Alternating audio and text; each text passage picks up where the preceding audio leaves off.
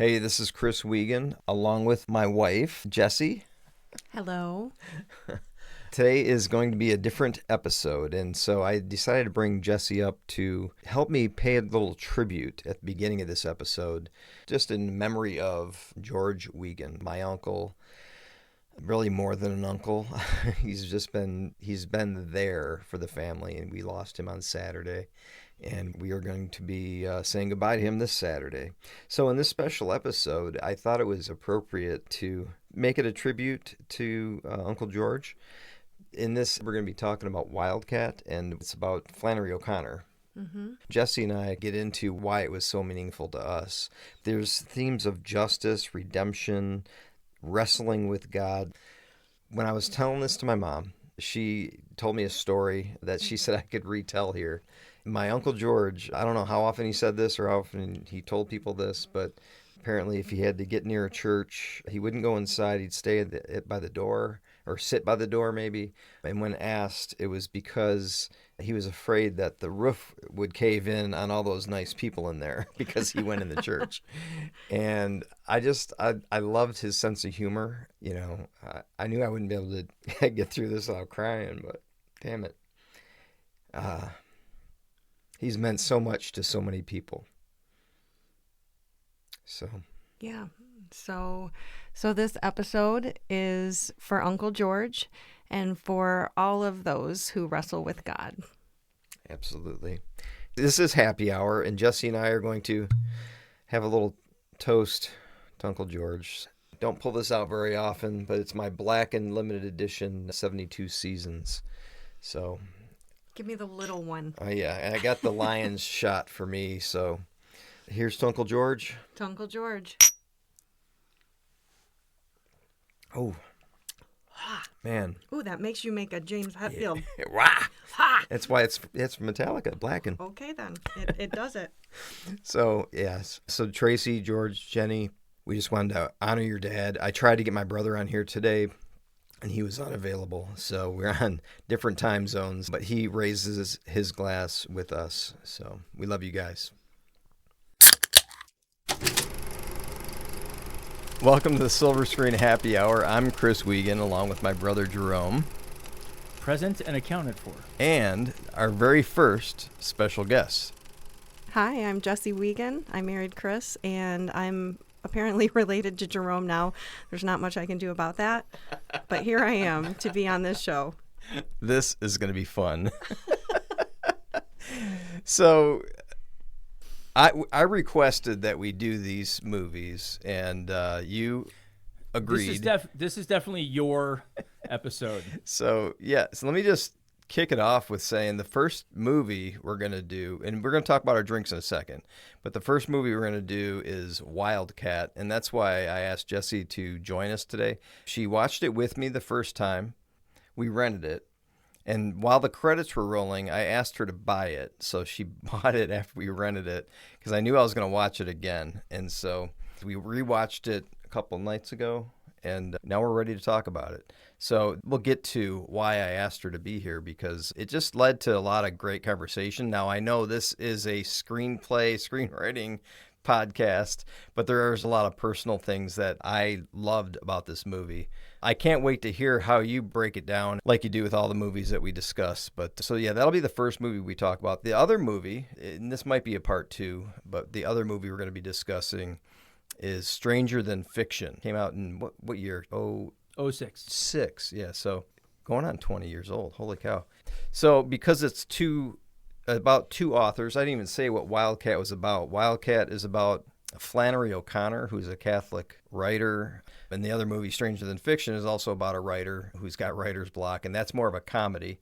And so I'm just going to say the drink I'm pairing with this is a wonderful Irish whiskey called Writer's Tears.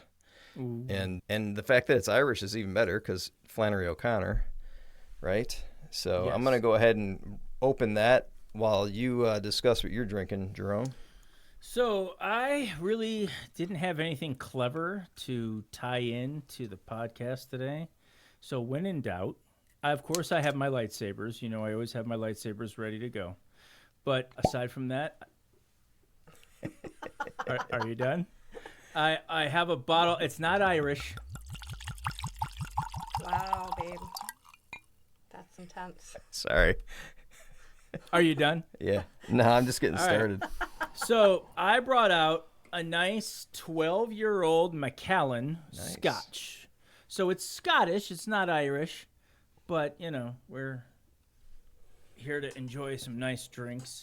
So now my turn. Oh, this is nice. This is triple distilled Irish whiskey. Yeah. Okay, hang on. Oh, Nice. are you ready? Man, there's a lot of ice in that scotch, sir. Well, I thought you said on the last episode, "Oh, I like to put ice in it, and the scholars agree with me." I'm going neat on the Irish whiskey. So Jessie, what are you drinking? This is the part I was looking forward to. We're kind of dicks. Like, shouldn't the lady go first? Like, here we are, and we're just doing It our doesn't drinks matter. first. I'm good. I actually feel like that this was set up perfectly. So I had the opportunity, because of the close proximity, to drink the writer's tears. But at the last moment, I decided to go with a nice bottle of Menage a Trois, since the three of How us fitting! would be hanging out tonight. You'd And be so you'd here be you go. Am I supposed to make the noise? You guys, you got to hear all the noises going. Oh, yeah. Oh my gosh. You guys, that's the end of the bottle of Menage a Trois. Okay, 'Cause I might for have- anyone that's listening, she didn't start drinking already, and now it's gone. I'm assuming that bottle was opened. Well, it was. Oh, the bottle was opened like an hour ago. I think she had a glass on the patio did. while she was waiting for the podcast to start. I did. I Wait had a a glass second. before this started because I thought, well, I'll just have a glass of wine while I'm reading my book, and then I'll come upstairs and do the thing. But then I realized what I was drinking, and I was like, oh, dang, that's perfect. You guys are going to be interested. Well, maybe you'll be interested to hear my thoughts on this movie, at least in the structure and all of that. Yeah, let's go. All right, we're going to do Wildcat first, yeah? Yeah. All right, here's the specs. 2023, directed by Ethan Hawke, written by Ethan Hawke and Shelby Gaines. Now, before I continue, 2023 was its original release date. It was in limited release. Actually, I'll get to that. That's in the notes. This is Hawke's fifth feature film. 3 of the 5, including Wildcat and a previous documentary, are all based on real-life people. So kind of a thing of his. He likes that. Wildcat, of course, is based on the short stories and a brief part of the life of writer Flannery O'Connor, as my brother mentioned. This is also Hawke's 5th feature-length screenplay. Gaines, his writing partner, mostly has a resume involving music, specifically composing, but this is his first credit as a screenwriter. Running time is 1 hour, 43 minutes. Anywhere that I looked online, I couldn't get a disclosed budget for this film. Yeah. It's like nowhere. I looked hard for that too. It's safe to say, though, it's a very low budget. Yeah. But it premiered at the 50th Telluride Film Festival on September 1st, 2023. That's why it has a 2023 date, although it wasn't technically in wide release until this year. Actually, it's not even in wide release yet. It was shown at the 2023 Toronto Film Festival 10 days after that on September 11th. In January of this year, it was picked up by the distribution company Oscilloscope, and they released it in limited theaters in New York and LA on May 3rd of this year. That's how we all got to see it, and it went streaming. Because it was released in New York and LA in May of this year, it's eligible for this year's Oscars. So, as of now, of course, when I wrote this was like a week or 2 ago. As of then, it was up to about 560,000 in its release. So, very limited release. I do expect that if it gains some hype, and more importantly, come February, if it gets nominated for Oscars, people are going to be streaming this left and right, and it's going to it might have already made its money back. We don't know. We don't know how much it costs. But. Well, and I'm just curious because it went to streaming so quickly and it wasn't in wide release. I'm guessing more people have paid to watch it streaming than did at the theater by now. Oh, I'm sure. I'm sure. So, and now, do they count the box? Is that just box office numbers, or do they count what they made from Amazon and all the other streaming services? It depends. If you're going to go on like Box Office Mojo, I think it's just tickets at the theater. But when you look on like IMDb and it says it's overall gross, that's everything. Okay. But it's also costs money. Distributing a film is expensive. So they probably didn't have the money. Oscilloscope might not have the money to go nationwide right now. They got it in New York and LA. If it gets picked up by some hype or Oscar nominations, you can bet that somebody like Fox Searchlight or Focus Features or somebody bigger will come along and say, okay, we'll get it nationwide. We'll pay for it as long as the first 15, 20 million it makes goes to us for putting it in theaters. So that's the business side of it. Right now, we're just going to talk about the artistic side of it. Yep. It has met with mixed reviews by the critics. Rotten Tomatoes has it around 46 positive review percentage, while Metacritic scores it at 53 out of 100. So, like right down the fairway, kind of right down the middle. It focuses on specifically five short stories: The Life You Save May Be Your Own, Parker's Back, Revelation, Everything That Rises Must Converge, and Good Country People, though there are references to some of her other writings in the film. It stars Maya Hawke as Flannery O'Connor, Laura Linney as Regina, her mother, Philip Ettinger as Robert Cal Lowell, Christine Dye as Duchess, Willa Fitzgerald as Elizabeth Hardwick, Liam Neeson as Father Flynn, Alessandro Nivola as John Selby, and has special appearances by people such as Vincent D'Onofrio and Steve Zahn, who appear as characters that are played out in her writing. All right, when was the first time you saw this film? A few weeks ago. And what did you think? A few weeks ago. Well, we were first introduced to it because of Jessie's interview with Ethan Hawke. No, it wasn't Jessie's interview. You make things to be bigger than they are. It's all right. No. We're gonna play this up as if Ethan Hawke himself is listening. So Ethan, I don't know if you know this. You were interviewed by Jessie. It was a great interview. Yeah, it was fabulous. Okay, go ahead. Yeah, no, I mean, I just had the opportunity to be in a press conference with Ethan when he talked to the Catholic Media Association. So I'm a CMA member through my job, and they did a press conference talking about this movie. And so I was like, not sure how much that has to do with my job, but because of being able to be in the room, I wanted to be in the room. Just a huge fan of Ethan Hawke and just wanted to hear what was going on in, this opportunity for people in Catholic media to have their voice heard, their faith be talked about in a positive way or whatever. It's just a cool thing. So I found that really interesting, and I hadn't heard about the movie until then, and then was totally intrigued to find out, what it was, and made Chris watch it with me. Any movie about a writer is going to get me.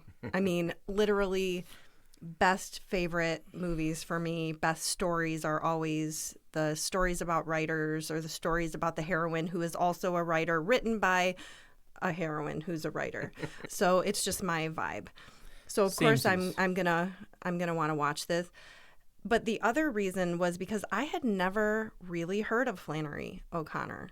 So I don't think that this was literature that was in my AP English class. It was always an English student literature, reading all of the things that were on those lists that you would get in school where they'd say, all of the smart people read these books. And I was like, well, I'm going to read all these books. It's just how I've been wired since I was a kid. I always wanted to be a writer, and I was always fascinated with the journey of a writer. But I was like, wait a minute, how have I never read her? And then we watched the movie and I knew why. It's like, I literally think she's censored from the public education system. I think her stuff is just too edgy, controversial, the language. I know for myself, at one point, because I'm the reader and I usually read aloud really well, Chris was like, well, why don't you just read it to me? And I went to start reading her short stories aloud to him. And I was like, I can't read that. I can't say that word. So well, that's interesting. So when you say censored, you mean by Catholic media? No, by the public school system. Oh, by the public I didn't go to system. Catholic school. I went to public school and read tons of other things. But Flannery O'Connor was never on the list. But even she wasn't in on the college. list in Catholic school either. Yeah. 'Cause I went to Catholic school. Yeah, which is fascinating because now I feel like, I mean, honestly, Ethan Hawke was introduced to me through the CMA. So now Catholic media is like, hey, let's talk about the people that share our faith that have created art, and let's, be excited about this or whatever. But it was just not something that I had ever been introduced to either in high school or in college.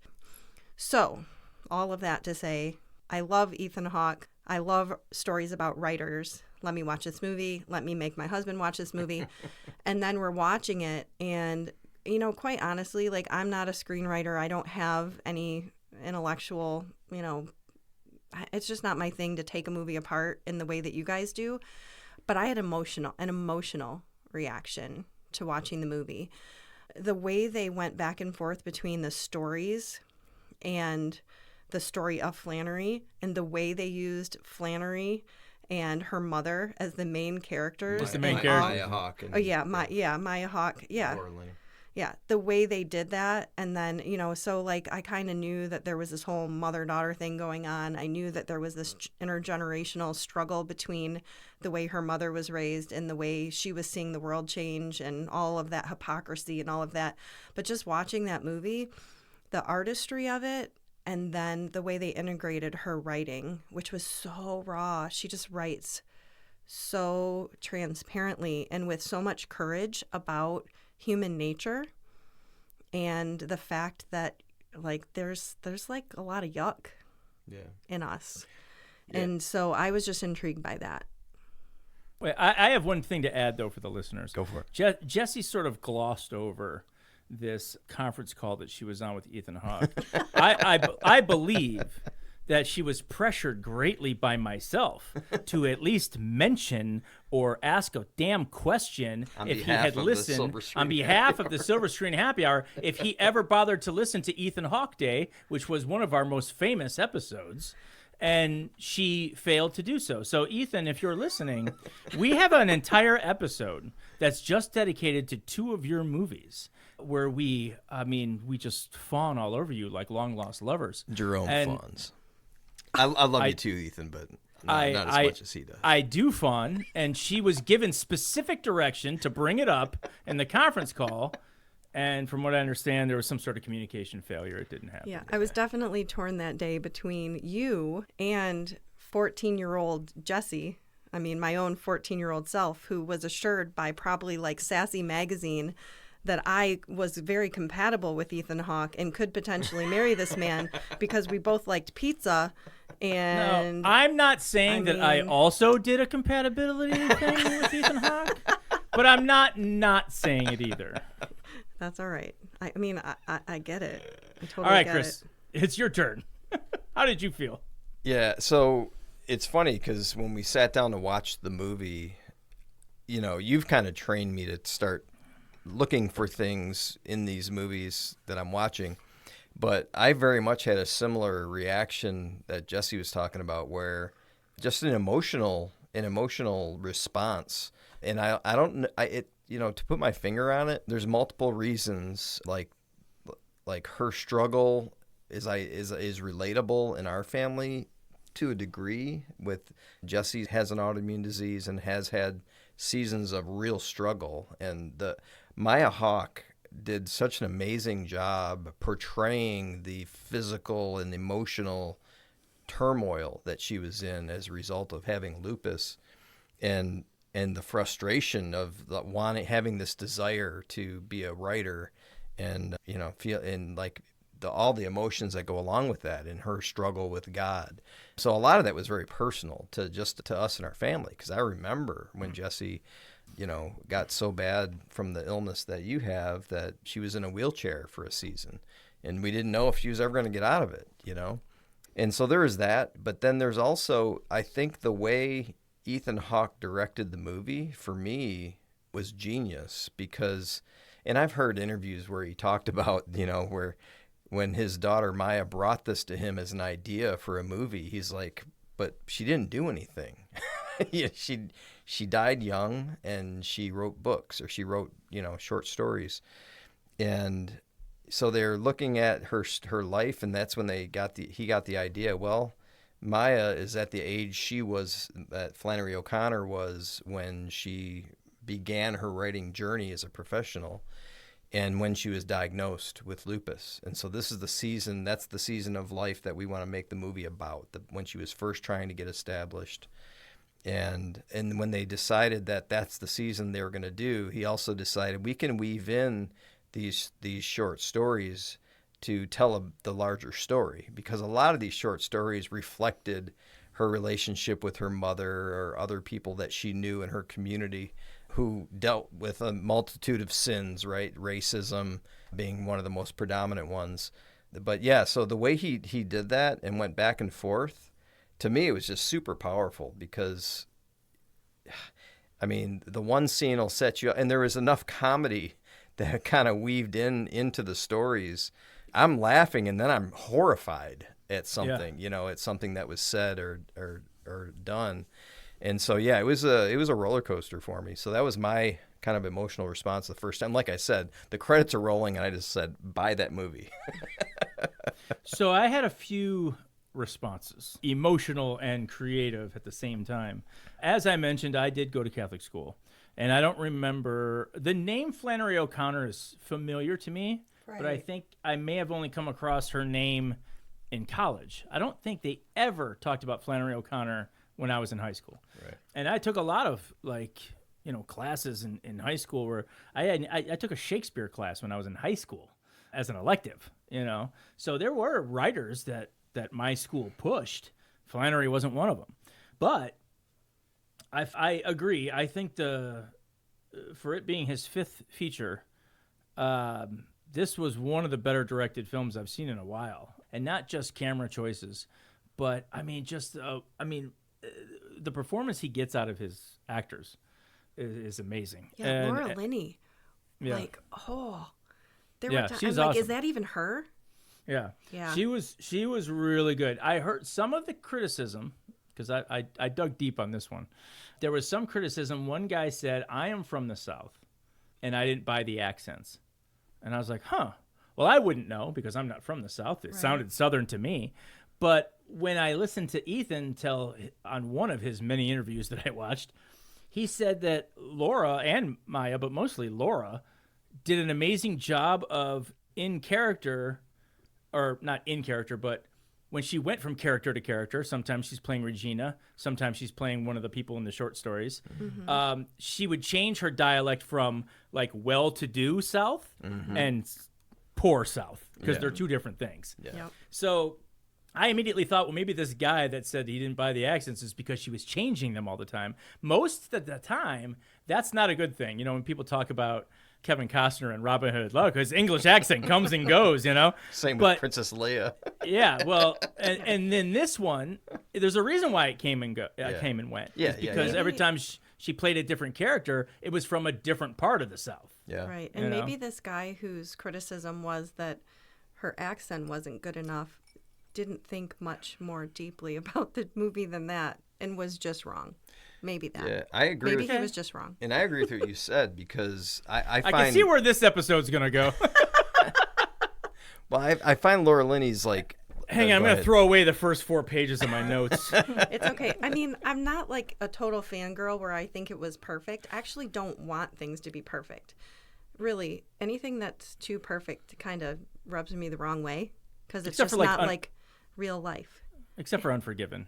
You can't get much more perfect than Unforgiven. I don't know. But yeah, I don't know. Sometimes reading other people's opinions for me isn't helpful, because then I'm absorbing their perception. Mm-hmm. Sure. And I just need it to be what it was, the way I experienced it, the feelings that I felt, and all of those things that may or may not be perfect depending on who you talk to. I was going to mention the accents again. So that guy's criticism, and I might have read the same article, or maybe I read someone else's criticism about the accents, and I think I agree with what you said. She didn't have the same accent throughout the movie because of what she was doing. She was playing different characters. Yeah, and absolutely. It's not the same as my criticism for Bonnie and Clyde's Southern accent. I mean, the Bonnie's Southern accent was horrible. I thought it was horrible in that movie. Are we comparing Bonnie and Clyde to Wildcat? Is that what we're gonna? No, because the accents were way worse. The acting was far better in Wildcat. But is it even a possibility that she parodied the accent Sure. in some of those? Because if you think some of about them were those different, extreme. if you think about those different clips and what they showed, to over accent or just parody. All right, so no, I had a lot of thoughts, and like I said, the accents wasn't even one of my thoughts. I just heard that later. Well, if Laura Linney would give us an interview, we would be able to just ask her. Yeah. Yes, Laura, yes, hello. we could. Hey, well, Laura.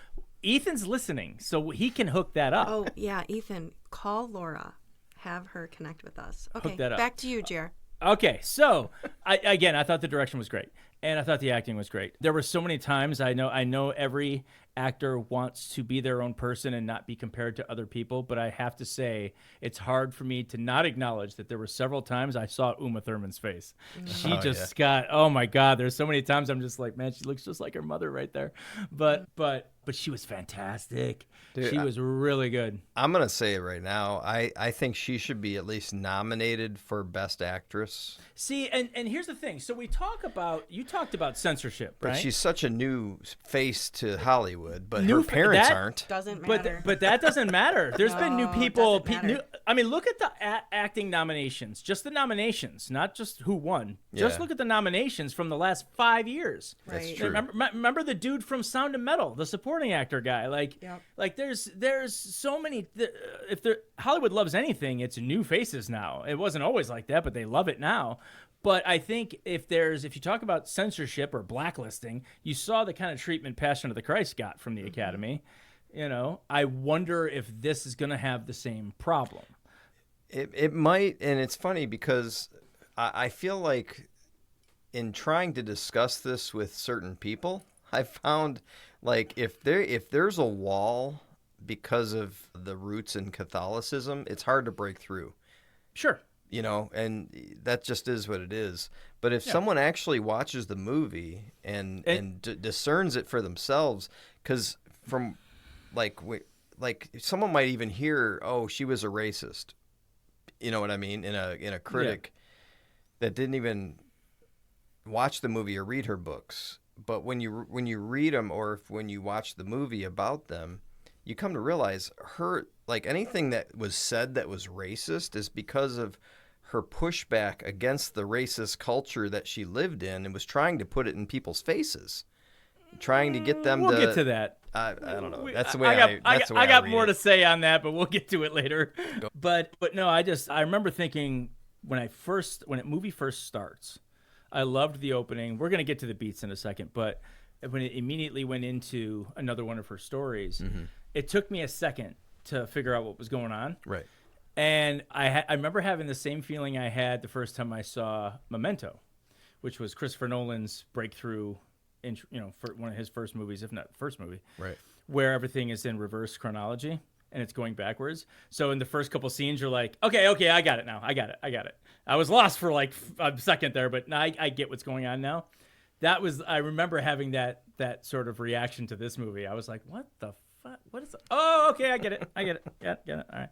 So, I did have to explain the movie to Chris. Yeah, there was a point where we paused it, and I'm like, wait, what's going on here? Yeah, it was after the opening scene, after we were introduced to her, then we went to a story, and then I had to say, okay, honey, she has mommy issues. Laura Linney also plays her mom. But I mean, it's gonna make sense when she gets off the train. I thought they made it kind of obvious when she saw the guy with one arm in the train station. And then it immediately cuts to the story, and Steve Zahn only has one arm. To me, at that moment, I was like, oh, I see. She sees something, and she's writing in her head what she's seeing. Yeah. But, okay. All right. So, log me. Wildcat follows the life of writer Flannery O'Connor while she was struggling to publish her first novel. Okay, so notes on this. Another thing that I felt when I was watching this, very few biopics, if you want to call this that, do this right. Ethan did it right. Here's how most people get it wrong. They do this from birth to death shit where you see somebody's entire life and 40% of it is not necessary at all, maybe even more. As a screenwriter, I was tasked with adapting somebody's book who asked me to adapt into screenplay form a book he wrote about his mother. Okay? This book was about 50 chapters long, and I wrote a screenplay that focused on 15 chapters right in the middle. I realized that at the beginning and end of this guy's book, there was a lot of like where his mother came from and how she became, who she was.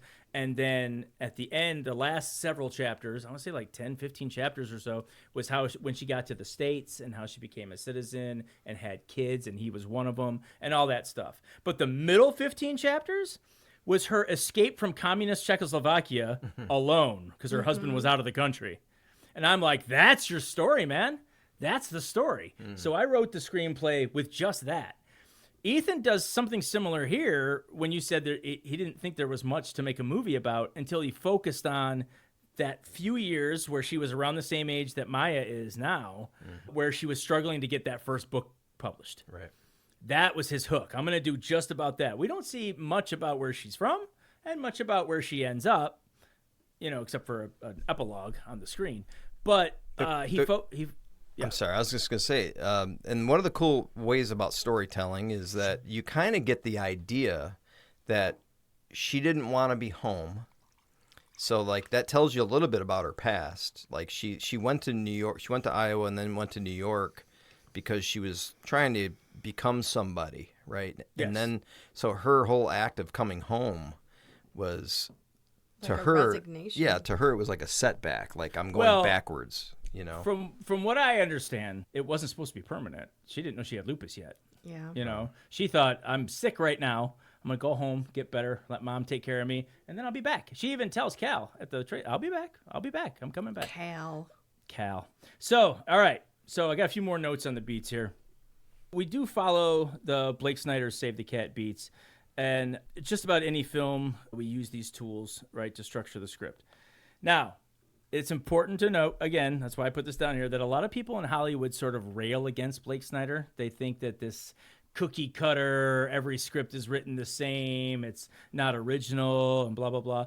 But it's not that this idea, this ideology, is there to be cookie cutter. It just gives you a foundation, right? Again, my brother and I have gone through years now of doing this. We stopped clock watching a while ago, although we still mention the minutes. I'll still give you a minute page, minute/page of when these beats hit, just to, so you know. But the most important thing is that we have these beats and that they come in order. And we already talked about the Coen brothers, for example, a perfect example of guys that can write screenplays that deviate from the rules. Remember, they're tools, not rules. I shouldn't say rules. But when the beats are important, they're there and they're identifiable. And although this seems like a unique way of shooting this film, you're going to find that the beats are all still there.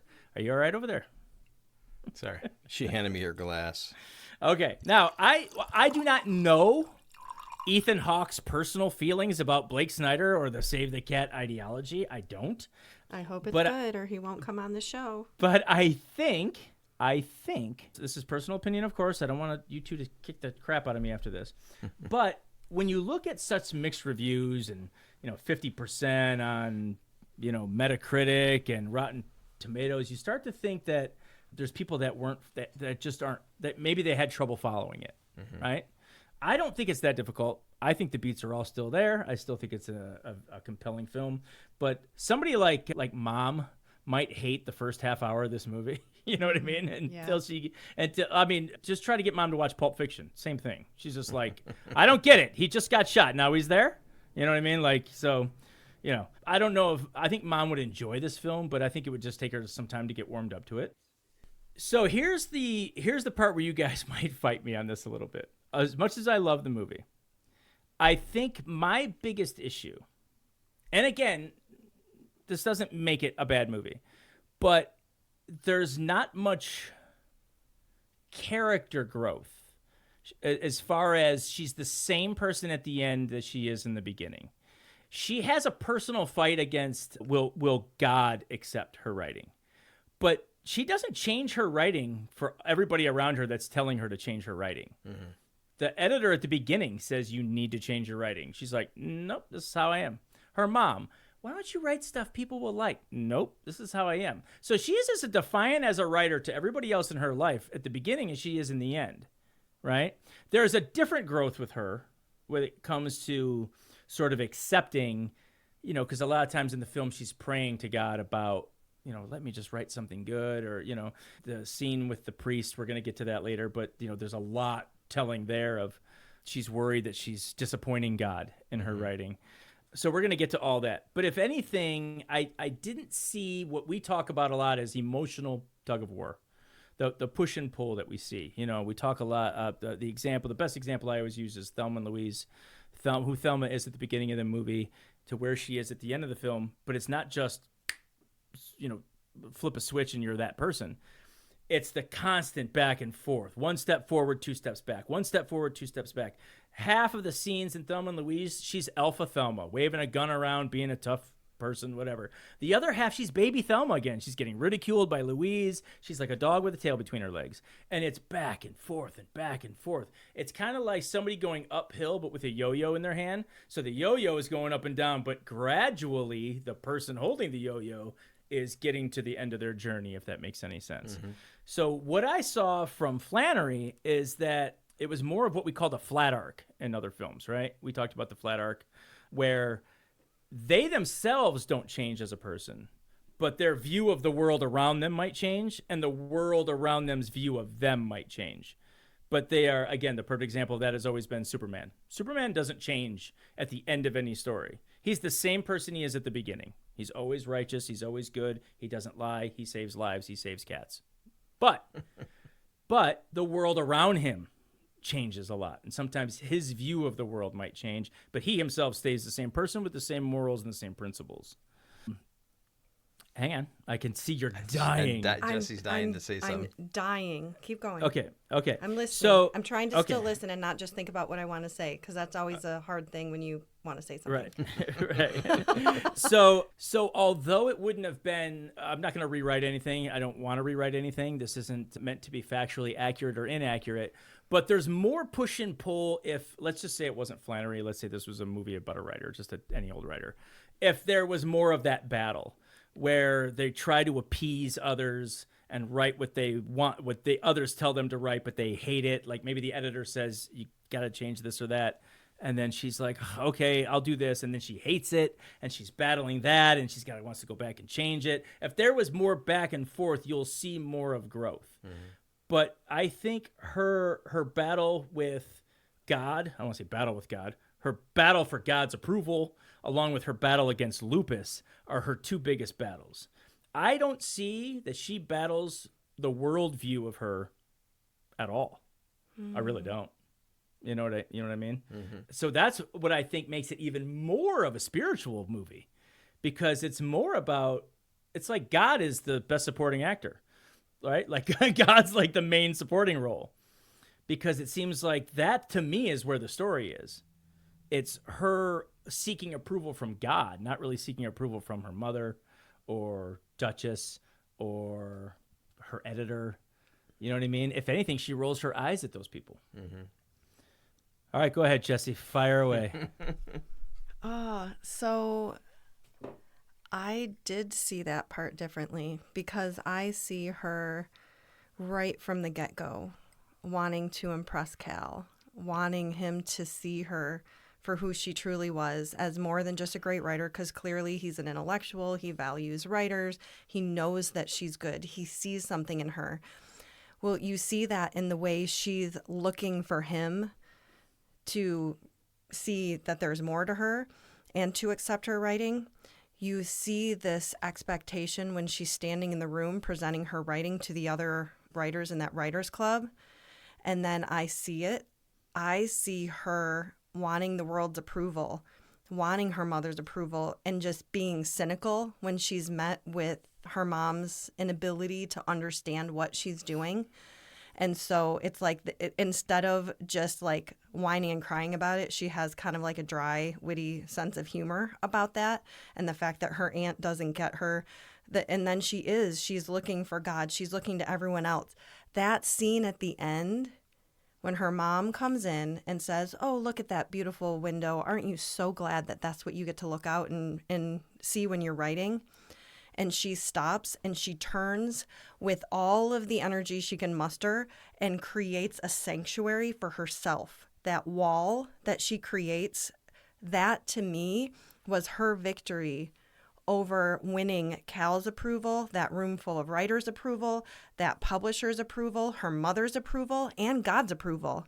She literally said, if it's just me and the typewriter, and I create this wall, which is almost kind of like a wall of icons, like a wall where she creates like this monastery with pictures of things that she cares about. And there were some icons. Yeah, in a space that she is just cut off from the rest of the world.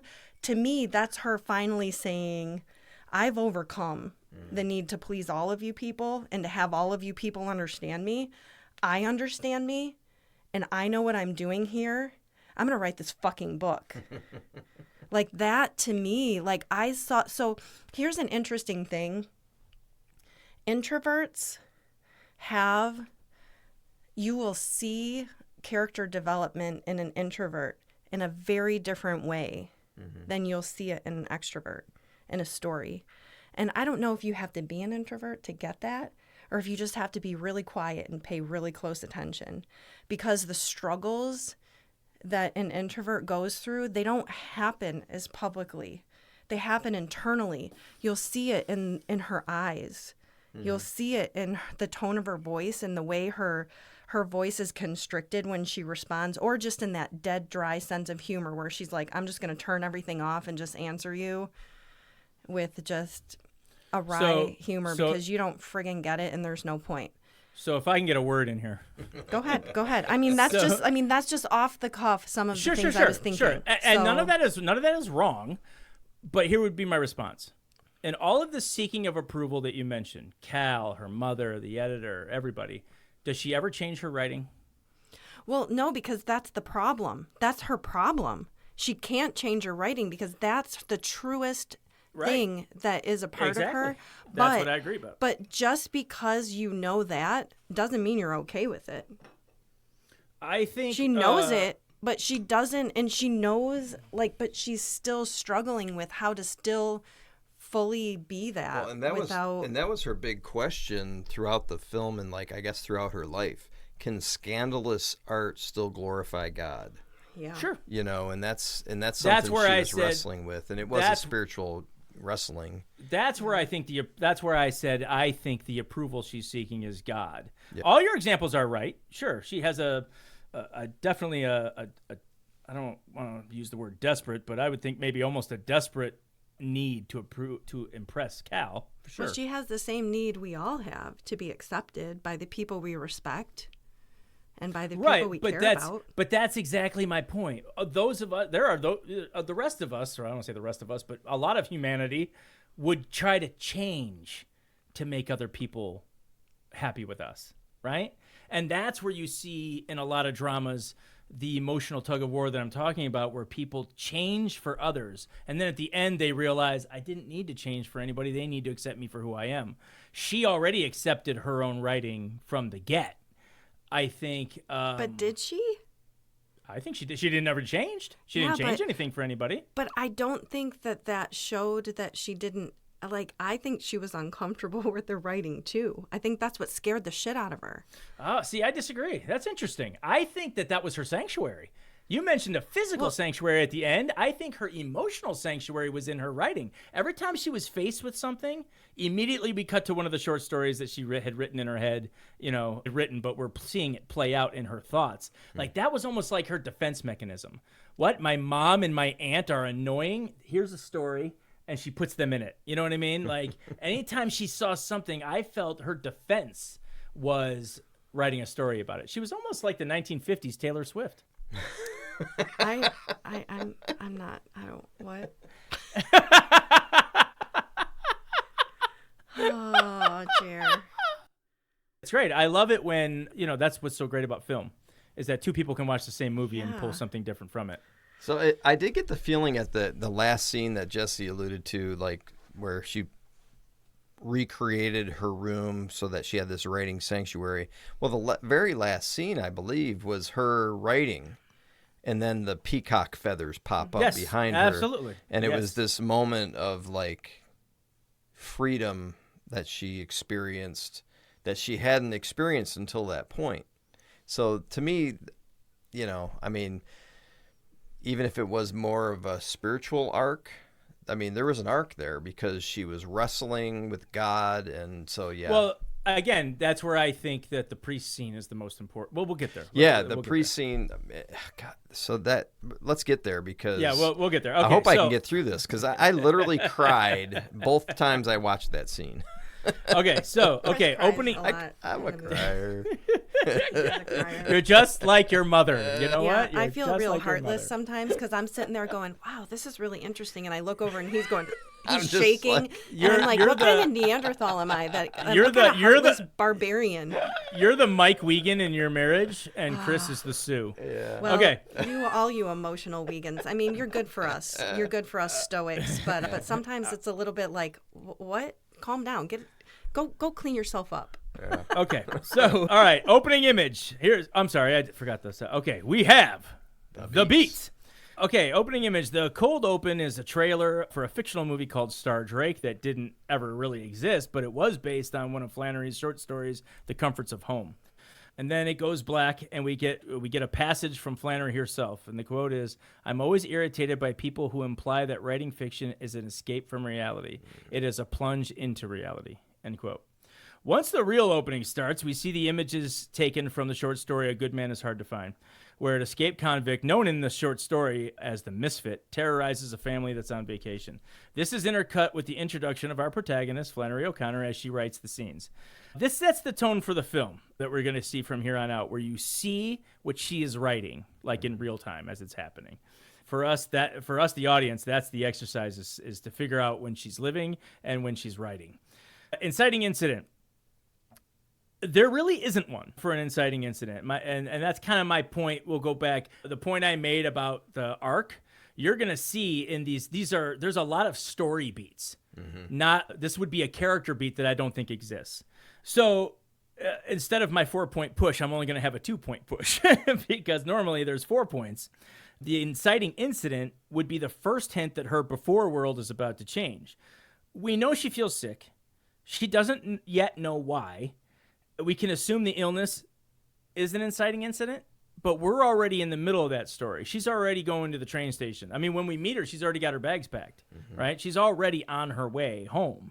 We never see a debate in this situation. We never see that character debate after the inciting incident. When we meet her, she's already on her way to the train station. She's going to stop first at her publisher's place, which means that in addition to lacking an inciting incident, we're lacking a debate. Theme stated, at about the 7-minute mark, while meeting with John Selby, the editor and publisher of her upcoming book, Wise Blood, he tells her, quote, "Sometimes I feel you're trying to stick pins in your readers. I don't think you need to make them suffer in order to introduce them to the unusual way your mind works. It feels a little like you're trying to pick a fight with your readers when all they ever did was open the front cover of your book." End quote. Might be my favorite line of the whole movie. And it comes 7 minutes in, and right off the bat, I'm like, I think I'm going to like this movie. Like, right off the bat, I'm like, yeah, this is going to be good. With writing like that. I love dialogue like that. So while I feel that Flannery might lack that emotional tug of war necessary for her to learn that character arc I was talking about, there is certainly a theme here that's going to be flashed for us, the audience, throughout the film. Her angst and her fear, almost her fear of like eternal damnation if she offends God in her writing, that's the recipe for the readers of her stories that they're going to have to go along on this experience with her. Mm-hmm. You know what I mean? Jessie mentioned when she was reading some of the story, she was appalled. Like, I can't read this out loud. You know what I mean? I can't right. This. I can't say these words out loud. I can't do the accent either. So there's that. But I think Ethan Hawke said that in one of the interviews, was that whenever he reads it, he hears the Southern accent from her. Yeah. Well, and that crazy quote you just said from the publisher, it's because of that quote that it helps me understand even why there's mixed reviews for the movie. Yeah. Because some people watch this movie and were offended. They just, like, what? I mean, or people want to forget not even. that. but not even offended. There's people that watched the movie that were just like, or they wrestled with it and didn't know what to do with it. Yeah, they're just like, I don't know, I can't follow it or whatever, or I don't know, but it's interesting. She memorialized a culture and a way of life and people that if she hadn't memorialized them in her writing like that, that would be lost. And we shouldn't lose that. We shouldn't lose the knowledge of this like niche of the population of a place, a real place. In a real time. And a real time with real ideas and real beliefs and a real culture that was set up around these rules. Yeah. Man, we can't forget that or we'll do it again. Catalyst. At 15 minutes, she's at the train station to go home to live with mom. We meet a real life poet, and Flannery's creative writing teacher, Robert Lowell. His nickname is Cal. While there are hints of attraction between the two of them, we don't know much about the relationship at this time. At this point, we don't know much about them, nor does it affect Flannery's decision to move back home to mom. I think that she was, again, sick, but doesn't know why, or doesn't know what she's sick with. We don't see any of this. We don't see any of this decision-making. We talked about in Fargo how we start in media res, right? The Latin term for starting in the middle of, or whatever it translates to. You know what I mean? It means when the movie begins, the story had already started. Right. We're kind of trying to catch up. Like, we don't see her get sick for the first time. We don't see her make the decision, well, maybe I should leave New York and go home for a little while just until I'm better. We don't see none of that, right? We just know it's happening. So it's hard for me to dictate character development on the journey of spiritual goals when the protagonist has already predetermined things that didn't happen thematically on screen in front of us. You know what I mean? So we're playing. We're kind of big words. We're trying to play catch up. Sorry. Sounds like somebody needs another glass of menage a trois. You sound real smart. She moved on the whiskey. You sound real smart about movies, Jer. Okay. That's awesome. I can't tell if she's being condescending right now. No, I'm being serious. Okay. Okay. Also, I want to keep tracking, but I'm like, wait, what? Okay. So now you made me lose my place here. Okay. Oh, I need to not compliment you. Sorry. No. I love it. Okay, keep it coming. I'll always look for my place to hear a compliment. Okay. So Ethan, I feel like he decided instead to give us a glimpse of how she comes up with these stories and writes them in her head. And that is evident in that train station sequence like we talked about. She sees a guy with one arm. And then immediately, boom, we're catapulted into this story where Steve Zahn's walking in a field and he's got one arm. And as an audience, you're like, what the fuck just happened? Like, where are we now? Yeah, you're like, isn't he the dad in Diary of a Wimpy Kid? That's what I thought. Wait a minute. He's been in a billion things, but also I think he's the dad in Diary Wasn't of a Wimpy he in Kid. Reality Bites with Ethan Hawke, too? Yes. Oh, can we do that movie someday? Because that, my friend, still holds up. Because we just watched that 2 months ago because that was my favorite movie in high school. Another reason why I was going to marry Ethan Hawke. Yeah. So, sorry, Ethan. I'm sorry it didn't work out for us. But anyway, not yet. That's a great movie. Hey, I got my man. Anyway, that is a great movie, and we just watched it, and I gotta say, holds up. Held up. Although we do go off on tangents and rants on this show, this is not the time. Is that what you're trying to say? I foresee we're going to be here a while tonight, but all right. Well, you invited a third person. That's another perspective. Come on, man. What do you think is going to happen? Absolutely. That means that this show will be 3 times as long as it normally is. All right, people, buckle up. All right. So anyway, Steve Zahn's part. So boom, we're in the middle of the short story, The Life You Saved May Be Your Own. He plays a tramp, Mr. Shiflett, and he's forced to marry the dim-witted Lucy Nell, and he later abandons her at a coffee shop. Break into 2. At 23 minutes, Flannery arrives home, and we're introduced to Regina, her mother, and her Aunt Kitty, nicknamed Duchess. So the overt xenophobic nature of racism that surrounds them is hard for Flannery to take. There's many scenes where she's like rolling her eyes at them. We're going to talk a little bit about that later, but I think usually around this time we're introduced to the B story. And while her mother, Regina, has all the markings and makings to be a B story character, since I truly struggled to find that spiritual journey, it was hard for me to label Regina the B story.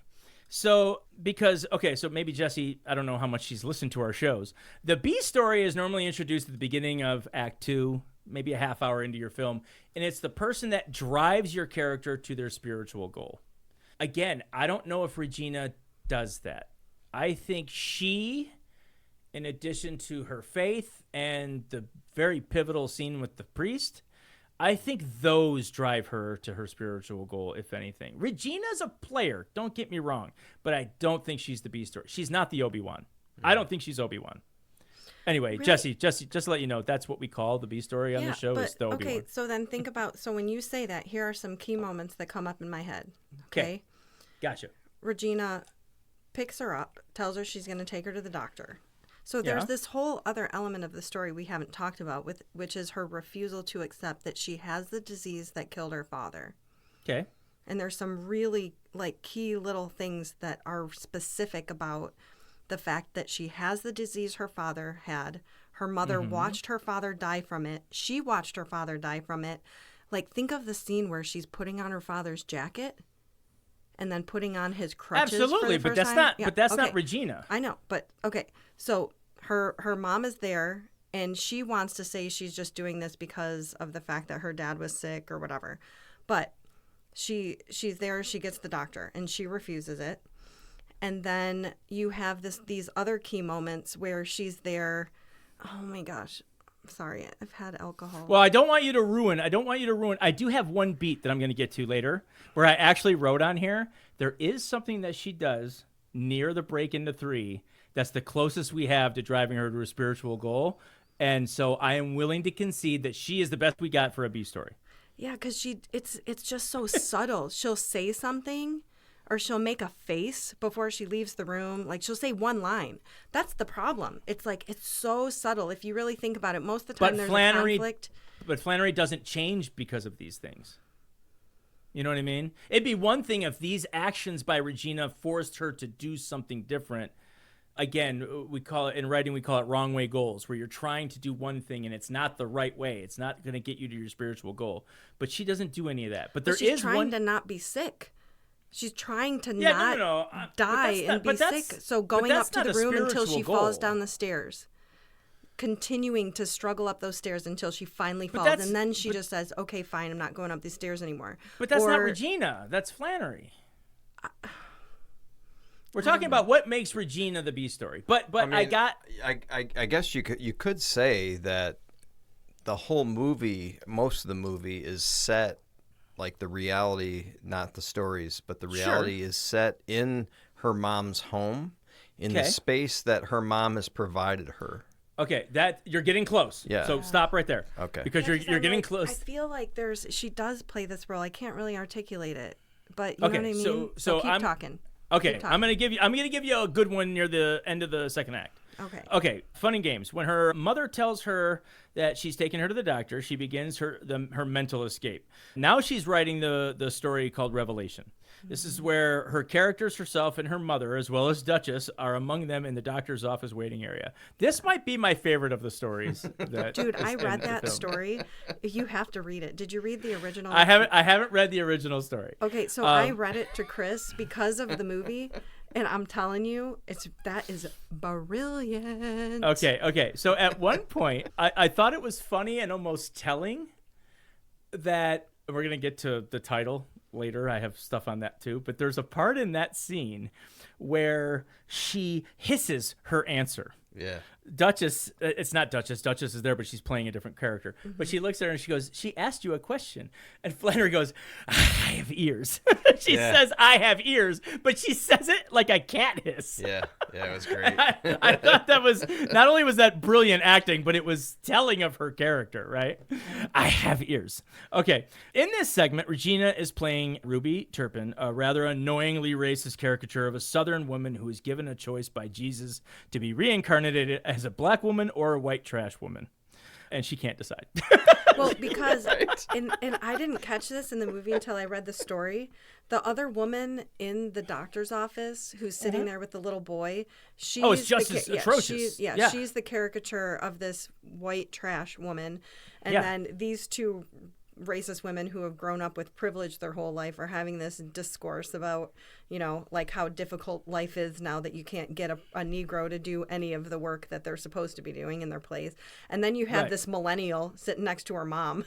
who's so frustrated. Reading Human Development. Yes, Right. who's so frustrated with how backwoods her mother is, and then the mother's so confused at this ungrateful child because she doesn't understand the youths today. So, Right. One of the things I just want to say, one of the things about this scene that I thought was brilliant. So if you haven't seen it, or maybe if you haven't read it, like the story is taking place in the waiting room of a doctor's office, Right. and then at one point, in the story, the mom has a dream.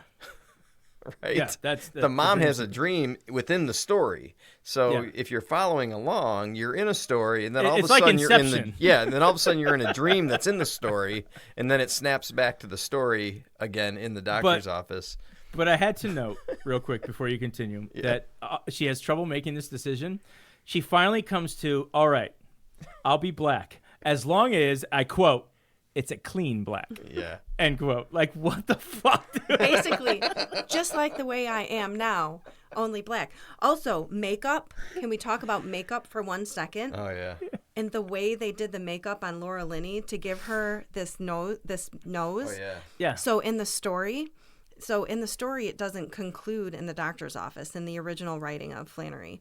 It concludes when she goes back home and I'm bad with names. I'm so bad with names. But her husband, who was there with the kick in the leg and the ulcer, he goes into the house. She goes out to feed the pigs. When she gets out to feed the pigs, all of the pigs are huddled around the queen pig. And it's a very descriptive scene where this queen pig is in the corner of the pig's, house, cage, whatever.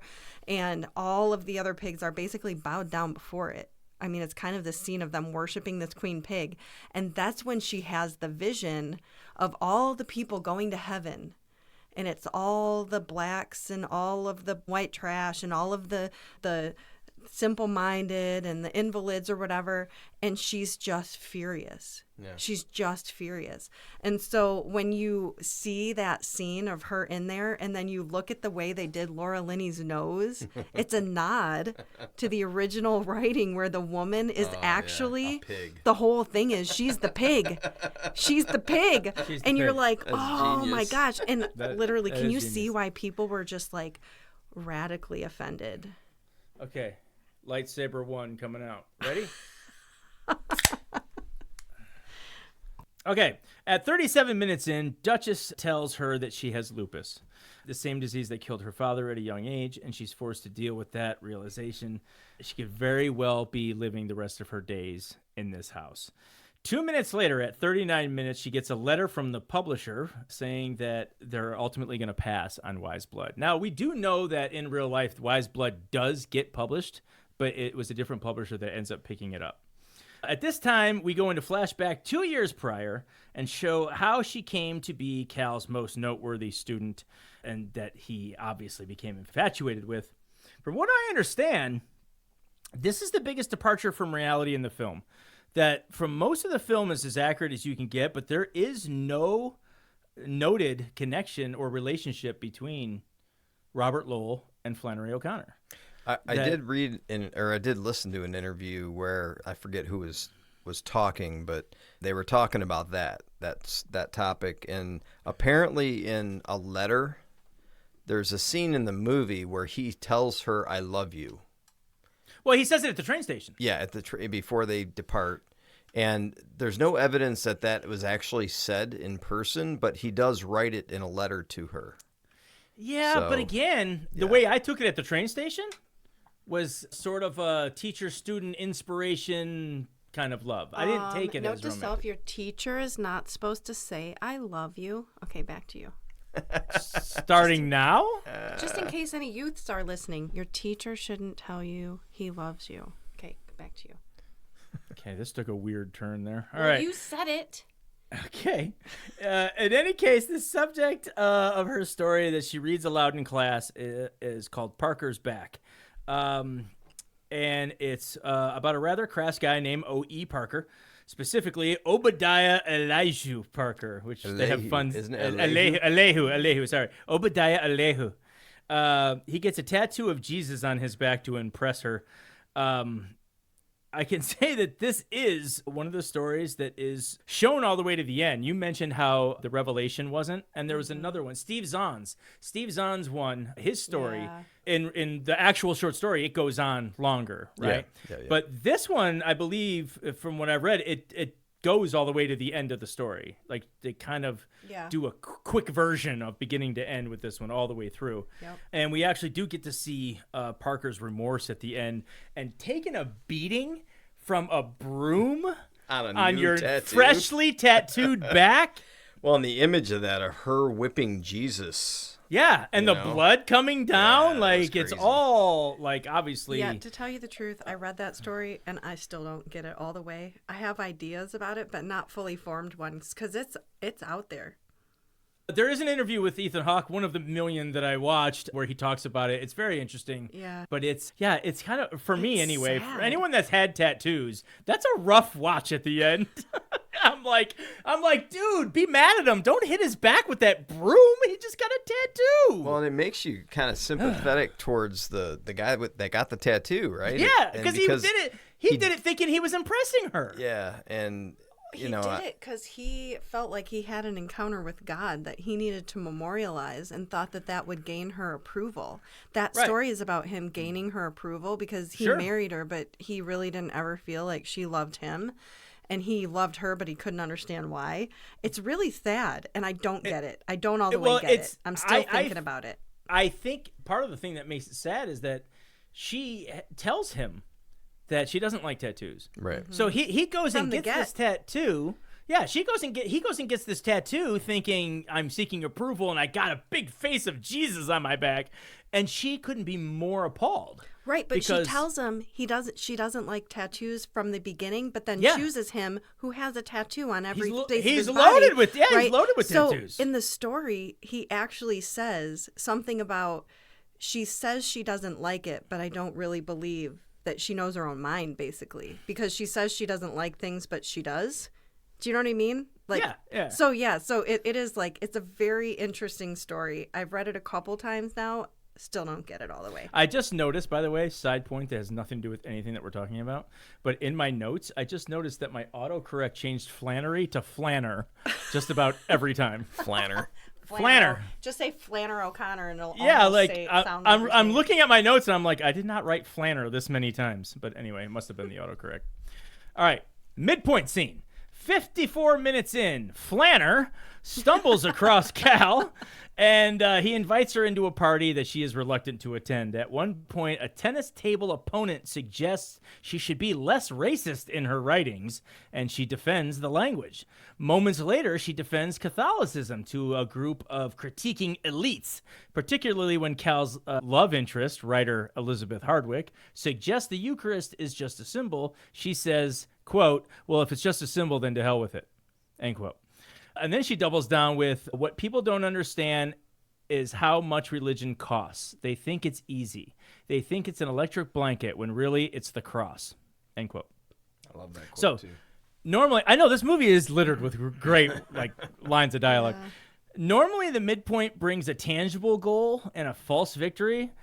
But since I'm having trouble finding this character arc for Flannery, I didn't find a tangible goal or a false victory. But Cal does speak highly of her to Elizabeth. And to your point, if that's some of the approval she's seeking, that's a false victory, right? Mm-hmm. That's a moment. Yeah, that's a moment of gain for her. Yeah, because she even said that she knew who she was. She's read her book. Or her books or whatever. Yeah. So that's the closest I could get to that. So we're there. So you're noticing that we're still finding them. They're there. Just got to find them. All right, bad guys closing in. Back to reality with Mom Regina at church, and she mentally dives into the story. Everything that rises must converge. Another great story. I like this one almost as much as the Revelation one. Right. Now, correct me if I'm wrong. I haven't read the short story. It's a boy in the story, isn't it? Yes. Because she's dressed like a boy. Yeah. It's a man and his mother. It's an adult man, and he's like in his early 20s. So he just got back from college-ish, trying to find his way. But he actually says, "I know I'm not that smart. I know I really can't be on my own. I live with my mother." He resents it, but he literally needs her care because he's smart enough to have graduated from college and literally worthless to get a job and make a living. So he's living off of the fact that his mom is like second or third generation plantation. Yeah. He hates it, but he's living off of it. But so he she's has playing the part. Well, she's like, your great-great-grandfather, blah, blah, blah. And so he remembers in the story going to this great-grandfather or somebody's house and seeing this, like, beautiful plantation, but it's since broken down because society has changed. And so he literally, it's like, it's that same situation as that girl in the doctor's office, only he's living off of it. So he hates himself and he hates his mother and he hates the situation. So he's full of self-loathing and everything else. But from a film point of view, it's set up a lot like the train station. Right? She sees the guy with the one arm, so now we're in that story. Yep. Here, she sees her mother wink at the little white child in church. Yep. And now here we are catapulted onto the bus where she sees a little black child and she winks at him. And then she backhandedly insults the boy and his mother by offering him a shiny new penny. And of course, we know what happens after that. She gets physically assaulted by the boy's mom. Symbolic moment at 1 hour, 1 minute in, when we're back to real life, Flannery pulls out, this is the scene you were talking about. She pulls out one of her father's coats from the closet, smells it before putting it on, and then she sees his crutches in the closet and she utilizes them. Okay. So whoa. So back up. So back the truck up to everything that rises must converge. That story ends with, so he hates himself and he detests his mother, and this whole reality that he's living off of the money that funded the thing that he now knows is wrong and hates. Then he watches his mother patronize this woman by thinking her child's adorable.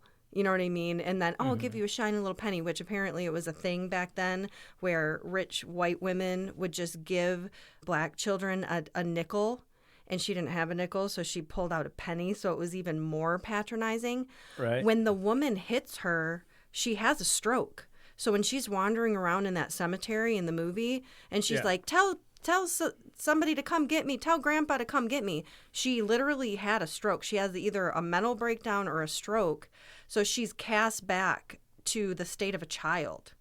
And so that story, Everything That Rises Must Converge, which, side note, is being read by Sawyer in the show Lost at one point. So anybody that's a Lost fan can try to figure out why Sawyer was reading Everything That Rises Must Converge in the show Lost. There's the whole nother show for you. That's a rabbit trail. Yeah, but for people, like, so think of that. So that's how that story ends, with that man in the story, which is played by Maya Hawke, being with his mother and crying and calling out for help for her, because now she's had some mental breakdown or some stroke and she's like a child right now, and he finally has compassion for her. And then the next scene is Flannery putting on her father's coat, accepting her illness, trying out the crutches. Well, and she's basically stuck living off of her mother's wealth. Yes, she realizes her mom's going to have to take care of her for the rest of her life because she's not getting better. She's going to be like her dad, and however that plays out. That's why I love the very next shot, is not just of that, but it's almost like she's not just accepting the illness, but sort of like metaphorically accepting that she is taking her father's role now. You know, that's what I think the symbolism is with her taking the coat and smelling the coat and putting the coat on and using his crutches. You know what I mean? Like, if you're a believer, there's this thing about like finding meaning in suffering and also redemption. What is redemption about? It's about taking something broken, but by accepting it and owning it and being fully present in it, it can become something beautiful. It's this weird paradox of thing that, you know, people who don't have hope don't really understand, because they're like, well, that's bad. It's just all bad all the time. But then people of faith are like, yeah, it's bad, but man, there's joy in this suffering. And then everyone thinks you're fucking crazy. Yeah. You know? Didn't they say something like that in Seven? Wasn't there a conversation between Brad Pitt and Morgan Freeman? Weird. where they talk about that, like, yeah, it's all fucked up. We should all go live in a log cabin, you know? And Brad Pitt's like, well, that's Morgan Freeman. He's like, you want it to be like that, to where it's all fucked up. Let's just all go live in a log cabin. But I don't agree with you. It's worth fighting for. You know what I mean? And he goes on his speech.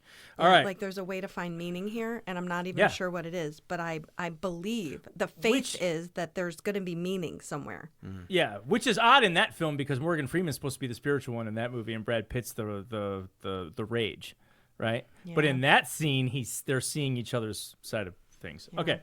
All is lost. When we get back to reality, around the 1 hour, 9 minute mark, Regina finishes the story that she wrote and voices her displeasure. Worse, she suggests Flannery write stories, quote, people will like, end quote. Any writer can truly appreciate this scene. This is once again another example of how she writes this way. Others can't handle it. They make suggestions. She ignores them, and she moves on to the next story.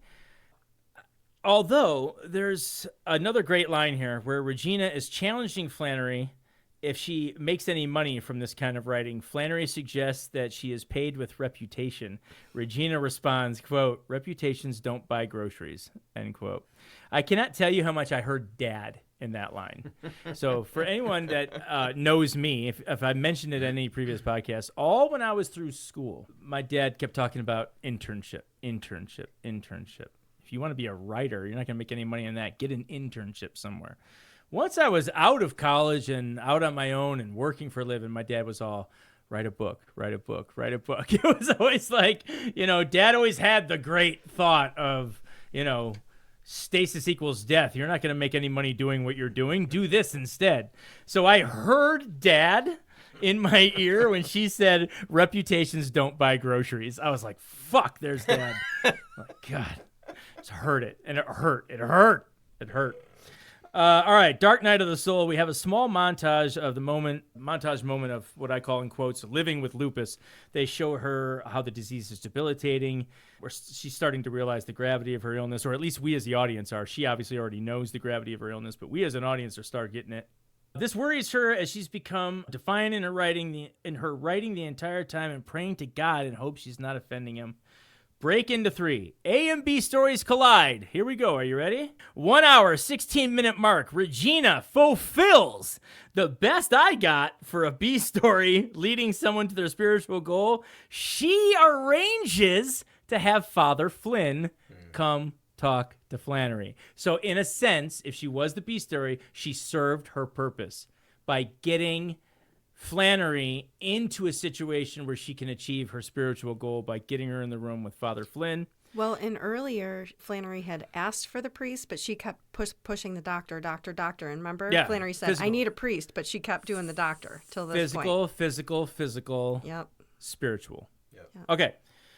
She's worried that her writing isn't coming from God, that it lacks grace and that it's too scandalous and has violent elements. Flynn dispels all that worry by asking. Now, there's a whole long scene. I'm obviously cutting through this really great scene. Can we just stop for 1 minute and just call him Aslan like we're supposed to be? Because that's what I heard. Aslan? Yeah. Yes. He did Aslan's voice in Lord come on, man. Chronicles and Liam Neeson, when he's talking like a priest, sounds just like Aslan. Flannery was talking to him, I was like, Aslan just said to you that it's okay. See, it's beautiful. You hear Aslan. I hear Qui-Gon Jinn. So we can see amazing. The differences here. And when he talks, I was like, yes, because Qui-Gon was like a priest. He's a Jedi master. Aslan laid down his life. All right. It's beautiful. Qui-Gon laid down his life. Aslan. Qui-Gon laid down his life. Aslan. Qui-Gon. Aslan. Qui-Gon. Oh okay. my God, we're gonna be here all I love how this entire movie, this is what we're gonna argue about. Flynn dispels all of that, and again, I'm kind of rushing through this scene, but really, it's a great scene. It is. And if you've seen the movie, you know what I'm talking about. To me, it's the scene that kind of sells it all. He says to her, "This is the scene, like when she's talking in this scene that they need to show at the Academy Awards when she's nominated." Yes. Yeah. Oh, yeah. So her. Oh my God. Yeah. He says, quote, is your writing honest? Is your conscience clear? She nods yes. And he says, quote, then the rest is God's business. Yeah. Another great line. And then he finishes it later with joy is sorrow overcome. Which is so Joy like is something sorrow Aslan overcome. would say. So, I know. It's very Qui-Gon Jinn-ish. Yes, It is. Very, I agree. All right, 5-point finale. Here we go. I didn't think we'd ever get here, but here we are. Hold on, really quick. At the close of the scene where he was the priest was there, and she did this whole, basically pouring her heart out to him, you know, in all her struggles and everything, and he pastorally comforts her, right? Well, I love how at the very end of that scene, they do the confession. he's like, "Okay, now let's do a proper confession." Now let's do your confession. What was that? It's like, Isn't that just like a Catholic priest? yeah, but dude, isn't that just like what you want your priest to be like? Yeah, and Yes. what, Don't you want your priest to be like? But "All right, how come many on, of let's us? go in. All right, Let's go on here. Present company excluded. You two aren't allowed to answer. Anyone that's listening, how many of us really have a relationship with our priests like that, where they know our name, they know where we're from, they know everything about us, and you can have a conversation like that? why would we be excluded? Because I think both of you know your priest very well. I think he knows you. I think he knows your upbringing, your name, your fucking middle name. I think he knows everything about you guys. Our deacon does, not our priest. Our priest doesn't right now. Whatever. But that's okay. I mean, it takes time. No, I get it. But no, No, I and get what that what you also mean, though. did for me, though, as someone who's actually has recently returned to the Catholic Church, the idea that you can have this powerful scene, and then it concludes with him basically saying, "Okay, now we're going to do the sacrament." And it's a private thing. We don't need to hear her confession. Right, we don't watch it. We don't get to watch it. That's a private thing between her and God and this priest. Yeah, and I think it was done like that purposely. It was great. Yeah. Yeah. Oh, Yeah. he's so good. Listen to him. Well, that's good. that's why I said wait, that- whoa. Just think about that for a second. That's really beautiful, babe. Thank you.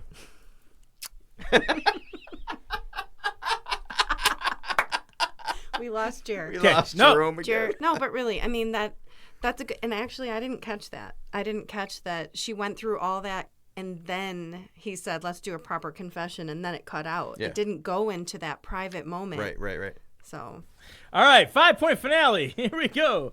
Gathering the team. Father Flynn serves a dual purpose. Not only does he give the reassurance to Flannery the purpose to break into 3, but also it's the best example we have of gathering the team, right? This is her like facing everything that she's been working toward. Execution of the plan. She begins writing Good Country People with herself as Holga, the girl with the wooden leg. Originally named Joy. See that? See what he did there? Joy is sorrow overcome. Her character's original name is Joy, but she changed it to Holga, and the wooden leg represents lupus, the ailment that Olga comes to live with and ultimately becomes attached to as part of her identity. I think that's very telling there. the hardest thing about having any kind of a disease is saying my disease and like owning that as part of your identity instead of just as a thing that you're struggling with, because it's in the flesh. It isn't me. It isn't my personality, but it's a very real, present part of my life. And how many times do people say, and you could probably speak better about this than I can, that this ailment, whatever it is, doesn't define me. You hear that all the time, right? This doesn't define me. And while it might not define you is a bad word, but it is part of you now, right? Right. It is. And you struggle, but it's all words matter, right? So my disease, my this, my that. And I'm like, no, the. This is an outside enemy. This isn't who I am. This is like a foreign invader. And yes, I have to live with them, right? I mean, how many people have had to do that throughout history in real life? You're living with a foreign invader as your neighbor. It's part of your life, but it isn't who you are. It isn't, yeah. So anyway, I get that. Okay, 3, Hightower surprise. Flannery gets a letter from Cal, who she thinks she sees at the train station, but, it's just a figment of her imagination. He informs her that he is marrying Elizabeth, much to her disappointment. I think it's much to her chagrin. I actually wrote chagrin. I fucking wrote chagrin. Did you really?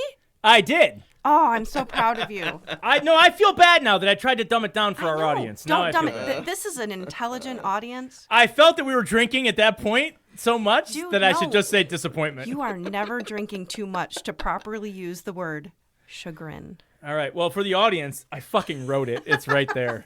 Take a picture. What's funny is that you should say that because I literally wrote much to her chagrin. Okay. That's great. Dig down deep. At 1 hour, 35 minutes in, the peacock arrives. Yeah. And it is the first time we see her smile in a long time. Yeah, and those teeth, though. Sweet woman. She had some teeth. They gave her teeth. That's not Maya's teeth. I know. Do you know that for sure? I'm pretty sure, yeah. I've seen Right now, Maya's listening because she's sitting right next to Ethan. Oh, yeah. So right now, they're listening together. And she's like, yes, those weren't my teeth. That's prosthetics or whatever. Okay, 5, execution of the new plan, acceptance of the disease. She knows she'll never move back to New York and decides to stay with Mom. And like you said, she's now, how you mentioned about that was sort of like a personal thing for her now that she has to live off. Right, yeah, her mother's but money. Mom accepted the peacocks too, man. Yes, I know. But the funny thing is, the mom at first was like, "They're gonna eat all my flowers or whatever," and then they do, right. But she still isn't saying get rid of them. Well, and what I understand, peacocks are little fuckers, man. They eat everything. Like they don't. They only put out their little feathers when they want. They don't do it all the time. They only do it when they want. And they eat everything. They're little bitches. All right. Anyway. All right. So she builds the writing shrine in her room. And she writes. Now, I have to say, before we get to this ending, she's fully now accepting like who she really is, which again, I don't want to say she hasn't changed from the beginning. All I'm saying is that her defiance in her character, or at least the defiance in her writing, the biggest journey I feel that she had was culminating in that pre-scene. It was her relationship with God. And the peacock feathers coming out, I fucking love that addition at the end because of, like what Jessie said, she builds this wall and the shrine to herself. Not to herself, for herself. No, what did I say? You said to herself, which, I mean, but words matter, right? It's for herself, I think, is a better way to articulate that. Like a shrine to yourself would be like enshrining a tribute to you. Yeah, I think it's just for herself. I'm sorry. Like it's like she created a place for herself where she could finally be free, be herself. Yes, the shrine, not to herself, but for herself. Mm-hmm. And the epilogue on screen states that she stayed writing in that room for the next 14 years until her death. Yeah. Okay, side notes. As mentioned, I think it's very clear that Ethan and co-writer Shelby Gaines made to depict her writing process, often like the mental side of it, right? Experiencing her life and having them play out in the people in her life, playing the fictional roles of the stories that were going on in her head at the time for us, the audience, you know what I mean? And again, I mentioned many biopics, particularly about writers, they have too many moments where the subject is like sitting at a typewriter and just typing. And while Wildcat has a few of those, they're usually just there for setup, and then we jump into the story. You know what I mean? We don't spend a lot of time just showing her sitting there writing at a typewriter, which I love. I think that was a creative way to handle that. And those elements that we see, like the short story elements, they're far more entertaining when you do it that way. You know what I mean? Than a person sitting at a typewriter typing. And even if they had a voiceover while they were typing, which you've seen movies do that, where they're sitting at a typewriter and then you hear what they're saying. But that's lame too, in comparison to what Ethan does, where we get to actually visually see it. Mm-hmm. And see it with the main character of Maya playing Flannery and Laura Linney playing Mom. What's her name? Roberta? Regina. Yeah, Regina. Oh, man. See, I told you, horrible with names. But anyway, seeing it play out that way, just, it adds such depth to the story. Which also saved them a whole bunch of money on not having to hire other actors. Yeah, because it is an artistic license, right? I mean, you're taking for granted that all of these stories are dilemmas that she's having as she wrestles with her making peace with loving this imperfect mother. Right? Yes. But maybe it wasn't like that for her. Maybe it was more cut and dry. Maybe she was imagining the neighbor. We don't know. They took their artistic liberty there. But you know what? In having the same actors play these characters that are in the short stories, to me it actually helps the story. Like if they would have hired different actors, it might have been more confusing. like, okay, what is this story now, and who are these people? Absolutely. And because it was the same actors, by seeing Laura Linney and Maya Hawke in different roles. Yeah, you knew. You knew. Oh, this is a story. Yeah, particularly the bus, the revelation. No, it was the all things that rises must converge, right? Right. So on the bus, she's dressed like a boy. Yep. Right? And her mom even says, why are you always dressed like a gangster whenever we go out together? Like that, like when I saw that, I was like, I got it. We're in a new story now. And I think, because again, I hadn't read it, the actual story. At the time, I remember thinking, not only are we in a new story, I think in this story, she's playing a boy. Mm-hmm. Yep. Right? Like, so I don't know. I thought it was genius. I will say, in addition to that, the direction and the cinematography are fantastic. Obviously, as well as the acting from everyone involved, mostly Maya playing Flannery. I think she carries the film. Mm-hmm. She carries it on her shoulders. And remember that she's rarely off screen. And you don't see that much, where the main character is almost in every single scene. You know what I mean? Yeah. It's her film, easily, from start to end. Oddly enough, I'm going to say something, Chris. Here's some criticism I'm going to throw at you now. Since you, sir, were critical of Cillian Murphy's what you called PTSD stare in Oppenheimer, Maya had a similar, what I call, quote unquote, her thinking face that she does have draped in many scenes in this movie. I happen to not mind the PTSD stare in Oppenheimer, which is why I loved the thinking face that Maya has. But if you are going to love Maya in this movie, you better go back and rethink your Oppenheimer criticism. Maybe. All right, But are you what ready? if Cillian Murphy just has a really creepy face? And that's all. That just makes the stare worse. All right, in honor of that. Yeah. Okay. Well, here's right. one thing. Wait, hold on. I want to say one thing. I don't know if you're going to talk about this. One but thing? Just one thing. I'm going to say, here's a thing that I noticed in this movie that I do not notice in movies. Lighting. You don't notice lighting in movies? Nope, never have until this You haven't one. seen a lot of Scorsese movies, have you? No, Have you seen The Godfather? I don't like Scorsese. Was that how you say it?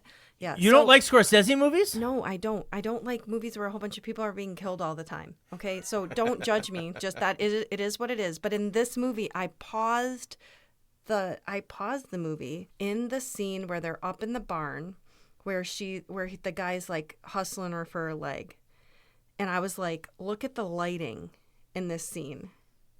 Was there a thing? Because why would I notice that? It was very good lighting. But it's odd to me that it took this movie for you to realize that lighting plays a part in the direction of a film. Yeah. I don't know. It's just a thing I finally noticed. I mean, hello, we're all evolving. I evolved. All right, Ethan, since you're still listening with Maya sitting right next to you, your cinematographer and your key grips and the guys that set up the lights, well done. Well done. Dude, is the key grip the one with the lights? I've never known what the key grip did. Well, the key grip just leads all the grips. The grips are the guys that carry the lights from the trailer. They set them all up. But the cinematographer is really in charge. The key grip is the important grip. The key grip is in charge. The king grip. King of all the grips. Wow. I love it. I never knew that. I freaking never knew that. But the cinematographer is in charge of all that shit. They're in charge of the lighting and the filters and all that shit. Okay. Trivia. Title. You guys are going to like this one. So, Ethan Hawke's first interview, the one with the priest, Bishop Barron. Yes. That was the first interview he did for this film. Yep. He's asked about the title by the bishop, and he says that it's a play on her character in real life, unpredictable, untamable, that she is a wildcat. But then the bishop goes on about how he figured it was taken from an early short story that she wrote called The Wildcat. Wait, let me finish. Called Wildcat, which is about an old blind black dude who isolates himself inside of his cabin because he's afraid of this wildcat that's roaming around outside his cabin. Murdering people. While his family tells him that they're going to kill the thing, it does serve as the metaphor that he is accepting that death is coming for him. Lupus comes from the Latin word wolf. So there's a connection between the wildcat in that story and the lupus that she had in real life, metaphorically, stalking her outside the cabin, as the cabin of her soul, as death breathes down her neck. The film does seem to keep that bleak reality in the forefront. The fact that she knows she's going to die. There's a lot of somber shots. There's occasional crows calling and bell tolls. And, of course, the final epilogue mentions the connection to lupus to the word the wolf, right? So the bishop says all this, and Ethan Hawke says, well, this is my first Wildcat interview. From now on, I'll say that was the meaning of the title. Oh, my God. Okay, dude, so I read... That's amazing. So Ethan, wait, before you start. Ethan. Okay, talk to Ethan. Since I know you're listening, Ethan, that's the perfect fucking answer. If somebody tells you something is more meaningful than you meant it, go with that. That's the one you go with. Here am I. I'm trying to teach Ethan Hawke something. He's been in the fucking business a million years. But yeah, that absolutely. He had the perfect answer. From now on, every interview I give, that's the meaning of the title. Okay, so 1 point, Bishop Barron. Anyway, so when I read Wildcat, my perception of that story was that the Wildcat was a metaphor for the thing that you fear the most. And in the story, I felt it was a nod to racism, that these people, that's what they were really afraid of, like this systematic racism that no matter what you do, no matter how hard you try, no matter how successful you are, how much you try to change the culture, there are certain things in place that are just always going to come and get you. And they're going to get you in your sleep. You can't even avoid it. So when I read that, I thought that's what the movie was named for too, and I thought it was literally a failure of her writing. I thought her biggest fear wasn't dying of lupus in the end. I mean, I have an autoimmune disease. My biggest fear isn't dying from this disease. It's dying after living a life where I didn't contribute, like a life without meaning, a life where I didn't accomplish my great hopes and dreams artistically, right? So right. I thought the Wildcat was her dying without writing that freaking novel. So, okay, Ethan, I agree with Bishop Barron, but also could we please consider could we consider this as an option? Because that's what I thought. And I was like, wow, that's really amazing that they named the story Wildcat because, yeah. So I didn't watch all these other extra interviews or anything, and literally not trying to compete with Bishop Barron or anything. But seriously, I thought it was the Wildcat was her failure to launch. That's, but again, that's the beauty of writing. Several people can read the same thing, or beauty of film. Several people can watch the same movie and see, well, yeah, painting, sculpture, everything. The beauty of art is that, no two people look at the same thing when they view something. Now, it's interesting that you mentioned racism. So, Ethan Hawke and Maya Hawke, I read this as trivia. This is not from one of the interviews. So if it's wrong, Ethan, you can correct me. What I read is that Ethan and Maya almost abandoned this project entirely when they came across the letters that Flannery wrote when they were revealed, because she drops the N-word a lot in them. And while the film depicts that everyone around her was racist and she comes off almost kind of innocent, she rolls her eyes a lot, she's showing disgust and all this stuff. In reality, she herself was not much different than they were. The difference was... So she sort of, from what I read, she felt the same way they did about African Americans being around her, but she still felt that they should have the same rights. She had a progressive view on civil rights, but she herself kind of didn't want to be around it. You know what I mean? Around that culture or the environment. To get around this, to keep Flannery as a protagonist that audiences would root for, a lot of her words, and in some cases direct sentences that she wrote in her letters, they took them out and put them in the supporting cast. They had other people say those lines when they themselves actually came from her. So again, although she had a progressive sort of like idea about civil rights, she wasn't personally much different than they were. And you know what that reminded me of? Chris, you might remember this. George Carlin had this bit when he was alive in one of his stand-ups. Not in my backyard. Yes! NIMBY. NIMBY. Not in my backyard. So even if it's something you believe in, it doesn't mean you want to be around it. You know what I mean? And the example that Carlin used was prisons. He's like, everyone's always like, build more prisons, but not here. Yeah. You know what I mean? Like, so it's that I thought was an interesting thing. The most interesting part of that, though, is that they almost abandoned this project. They were like, we don't want, I don't know if we want to do this. But then they came up with the creative way of sort of like, I don't know, misdirecting it in a way. Well, I think sense? if we're all honest with ourselves, I mean, that's what humanizes it as well, because she's still a product of her culture. She's still a product of her time. Absolutely. And I think there are times that I even, like not intentionally virtue signaling or whatever people call that today, but like I believe things and I think things, and then I'll be in a real life situation and I'll feel that the automatic response I'm having is not the one I want to have. Right. It's the one I don't want to have. And I have to check. There's a check in the system, and I'm ashamed of myself that the automatic response was the thing that I don't want. Mm-hmm. You know what I mean? And so, that's why I said early on, something that's too perfect, I don't want to have anything to do with that, because I know it's not true. I know that's not true, especially if it's about a person. Because there isn't a single one of us, no matter how much we want good in the world, no matter how good we want to be, no matter how much we try, that doesn't have a thing in us that rises up in us at times that scares the shit out of every one of us. Mm-hmm. And Absolutely. it's in us. And if we can't be honest with that, how are we ever going to reckon with it? How are we ever going to change?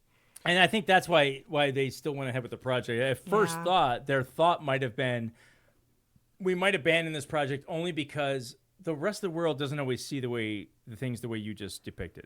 You know what I mean? So he wanted to tell this story. He wanted to tell the story of Flannery. It's a great story. It's a human story. She's an amazing writer. And, this is a story that needed to be told, a movie that needs to come out, that people need to see.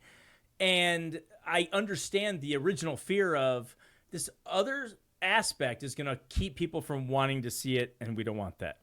Yeah. Or become a barrier, basically, from being able to hear anything else past that.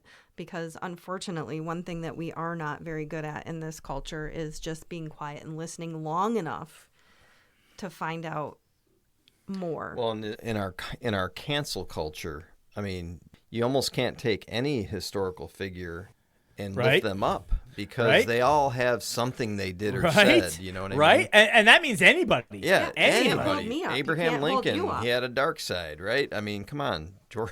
I mean, who'd you say? Abraham Lincoln. Oh, Abraham. I'm sorry. She was talking when you were talking. I thought you said Hannibal Lecter. I was like, no. I said, hey, Chris, that dude's not real. No, I do. You do. We all do. Like, we all We all do.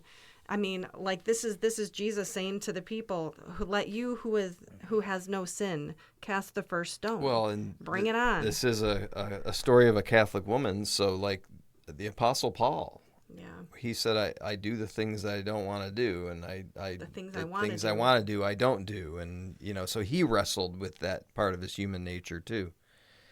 And he wrote half the Bible, or at least the Christian Bible. So anyway, yeah, I just love the humanness of this story, quite honestly. Oh, I honestly, I really think it's an important film. It's a great film, and I hope it gets noticed. I do too. I really do. Again, it's only September. Today is September 3rd. For those of us that are listening, that my brother won't edit this and put it out until February, but it's September 3rd right now. Voting season's almost over. I might get to work. And we don't know what else is coming out yet. There might be some amazing films that come out, but right now, I don't know if I've seen a movie this year that has moved me quite as much as this one has. Yeah. So I just hope it gets recognized. I'm not saying it has to sweep anything, but I hope it gets recognized. I would love to see Maya get nominated. I'd like to see Ethan get nominated. Again, I got my little issues with the screenplay, but if Ethan gets nominated for director and Maya gets nominated for best actress, and maybe, even throw Laura Linney in there and best supporting actress. Yeah, absolutely. Like, give me a cinematography nomination, give me an editing nomination, and I'm good. Lighting. Best picture? Best key grip. I want best key grip. Best. All right. Somebody needs to. All right, cut her off. Calm her off. down. No, I'm Calm her just down. teasing. She No, wants I'm just more kidding. writer's tears. No. But all jokes aside, this is the kind of movie that could snag a production design Oscar nomination, a Best Picture nomination. What about would it be original screenplay? You Well, struggle 'cause with the it's screenplay though, but I mean, if it got, I struggled with. I don't think it's.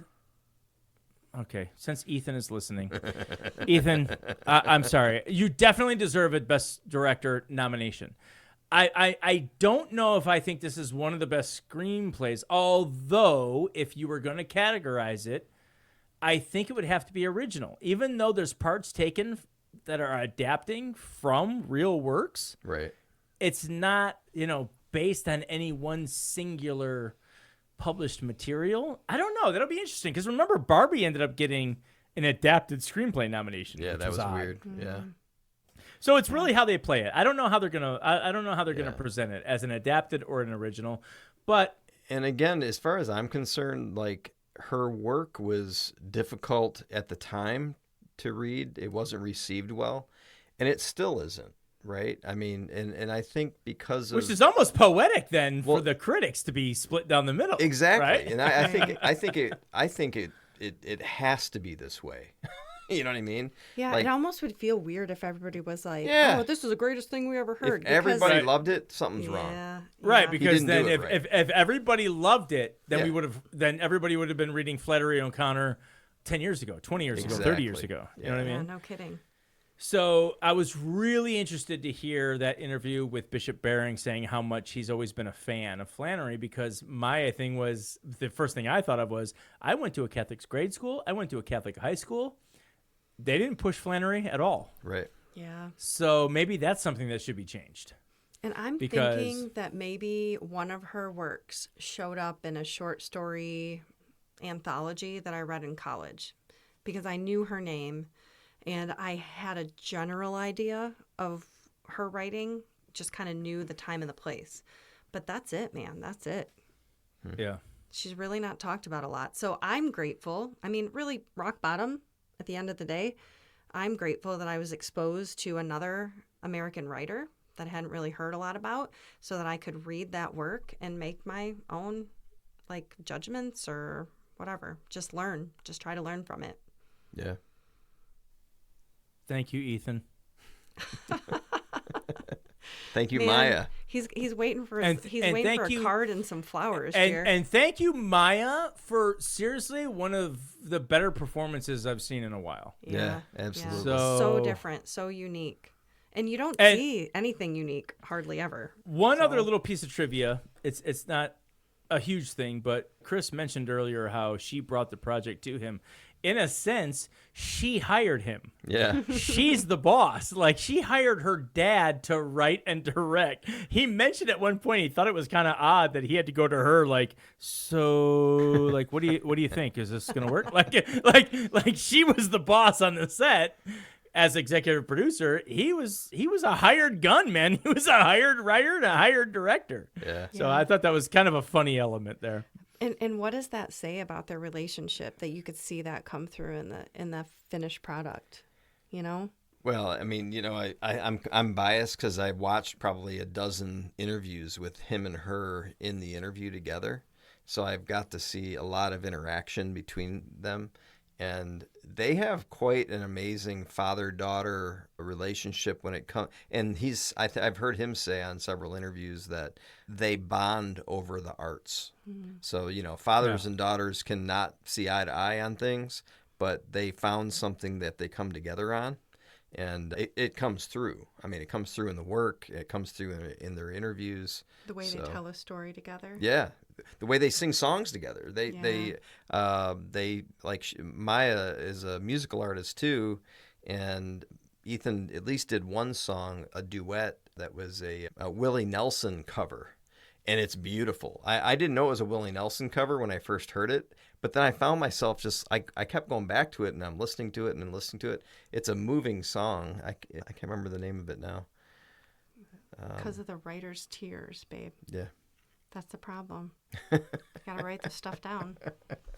Anyways. I just want to say, I want to thank Jessie again for joining us, since this is our first time we've had a guest. Am I ever going to be able to come back? No way. I think you were terrible. You were absolutely terrible. You're terrible.